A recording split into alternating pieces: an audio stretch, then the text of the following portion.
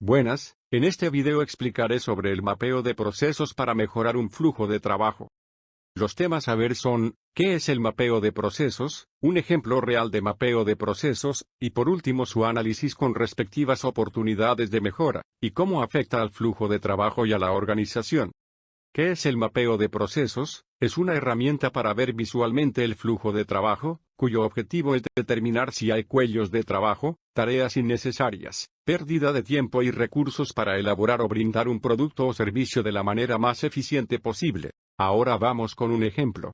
Para este caso he escogido un proceso muy conocido, el de reclutamiento de personal. Para iniciar el flujo actual, el primer paso es que la persona ve el puesto, lo analiza para poder aplicar, donde puede que dure 1 hora para tomar la decisión de aplicar o no. Luego dura 30 minutos llenando el formulario para aplicar y enviar. Luego espera 3 días para saber si cumple o no los requisitos para ser entrevistado.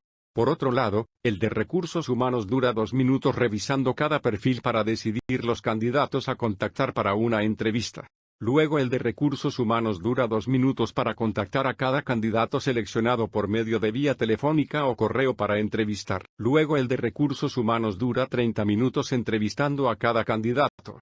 Luego el candidato realiza pruebas durante 2 horas. Luego la posible jefatura del candidato realiza la entrevista, donde por lo general hay 3 personas en la reunión, que son la persona aplicante, la persona gerente del departamento que está aplicando el candidato y un encargado de recursos humanos. Luego la posible jefatura del candidato realiza el análisis de las personas a contratar, en este escenario se estima 2 días para que tome la decisión. Y por último se cierra el proceso llamando al candidato para indicarle que ha sido contratado. Ahora que conocemos el proceso actual, vamos a proceder con su análisis, el cual consiste en un análisis de tiempos contra volumen de trabajo para determinar oportunidades de mejora, ya sea, en términos de tiempo, dinero o uso eficiente de recursos.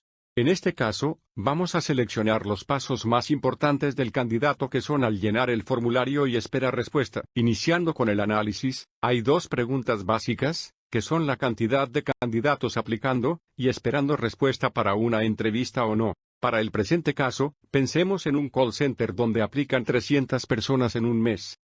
Basado en este número, entonces tenemos 300 personas que aplicaron a un puesto y esperan respuesta. Ahora vamos a calcular la cantidad de tiempo que dedica una persona de recursos humanos para ver los perfiles.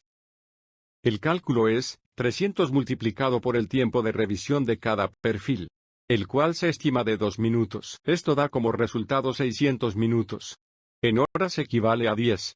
Ahora veremos cuánto tiempo dedican en un año, lo cual son 120 horas. Ahora veremos la cantidad de horas en 10 años, lo cual son 1200 horas. Ahora vamos a calcular la cantidad de días que dedicarían en 10 años revisando perfiles, en este caso cada día de trabajo son 6 horas, número que es general y recomendado usar como base debido a que es la productividad promedio de una persona trabajadora.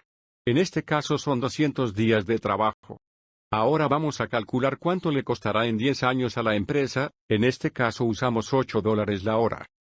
Como resultado tenemos que la empresa deberá tener un presupuesto de $1,600 para que pueda operar con una o varias personas revisando perfiles. Luego del análisis, vamos con la propuesta de mejora, lo cual algunas ideas que pueden implementar son: poner filtro para que candidatos que no cumplan con expectativa salarial que ellos pueden pagar no puedan continuar proceso, y les indique al respecto y un formulario de 10 preguntas relacionadas al puesto de grado de dificultad de básico a avanzado donde si no obtiene una nota mínima, por ejemplo, 70, no pueda continuar con el proceso de enviar el perfil para ser considerado para una entrevista. Ahora vamos con la proyección de las oportunidades de mejora. En este caso, se estima que solo 100 personas llegarán de manera visible a los de recursos humanos para revisar su perfil. Esto a su vez reduce el costo de 10 años de la empresa para realizar dicha operación.